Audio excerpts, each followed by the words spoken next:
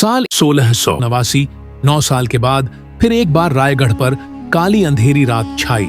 शंभू राजे को कैद करके उनकी निर्ममता से हत्या कर दी गई। मुगल सरदार जुल्फिकार खान ने रायगढ़ को घेर लिया था। उसके बाद संभाजी महाराज की पत्नी महारानी येसुबाई और उनके बेटे शाहू राजे औरंगजेब के गिरफ्त में फंस गए। महारानी येसुबाई और शाहू महाराज का इतिहास आप लोगों को पता ही होगा, पर छत्रपति संभाजी महाराज की बेटी भवानी बाई के बारे में किसी को कुछ भी नहीं पता। शंभू राजे के मृत्यु के बाद उनका क्या हुआ, उनकी मृत्यु कैसे हुई, इस तरह के कई सवालों के जवाब आज हम इस वीडियो के जरिए देखने वाले हैं। 4 सितंबर 1678 के दिन श्रृंगारपुर में भवानी बाई का जन्म हुआ। छत्रपति संभाजी महाराज और महारानी येसुबाई को कन्या रत्न प्राप्त हुआ।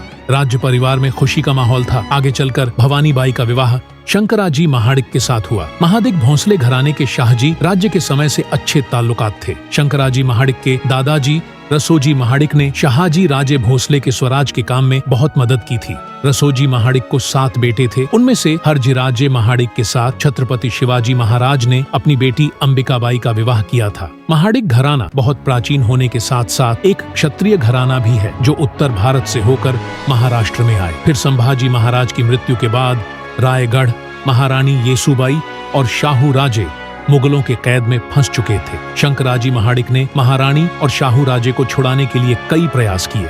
छत्रपति संभाजी महाराज की मौत के बाद औरंगजेब मराठा साम्राज्य को निगलने के लिए बैठा था। पूरे दक्कन के क्षेत्र में मुगलिया सी तबाही मचा रही थी। ऐसे कठिन समय में महाडिक घराने ने जिंजी का प्रदेश स्वराज में शामिल रखा। आगे चलकर छत्रपति शाहू महाराज ने शंकराजी महाडिक को 4000 मनसबदार बनाकर अपनी जस्ट भगिनी भवानी बाई को 24 गांव की जहागीर दे दी। साथ में 62 महलों की और 5 वतनों की जहागीर दे दी। छत्रपति शाहू महाराज का अपनी बड़ी बहन भवानी बाई पर बहुत प्रेम था। अपने पिताजी से ही भवानी बाई अत्यंत होशियार और बहादुर थी। भवानी बाई ने अपने राज्य में हुई लोगों की ओर संपत्ति की हानि को दुरुस्त करना शुरू किया। कुछ दिनों के बाद शंकराजी महाडिक की मृत्यु हुई। उनके साथ उनकी पत्नी यानी छत्रपति संभाजी महाराज की बड़ी बेटी भवानी बाई भी सती चली गई।